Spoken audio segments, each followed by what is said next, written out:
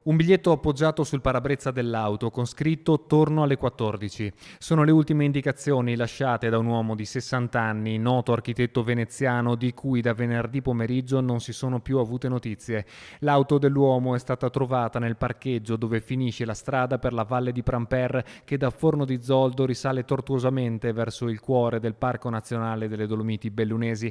L'allarme è stato dato in giornata dai familiari, che non l'hanno visto rientrare e non sono riusciti a contattarlo, anche perché la zona è priva di copertura telefonica. Un'area non particolarmente impervia, ma da cui si diramano numerosi itinerari, anche impegnativi, e potrebbe essere questa la ragione per cui l'uomo non è ancora stato trovato.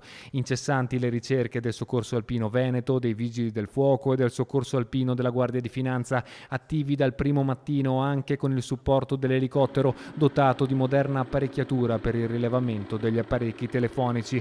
Una perlustrazione che con il passare delle ore assume sempre più i connotati di una lotta contro il tempo, mentre si continua a cercare, mentre si continua a sperare.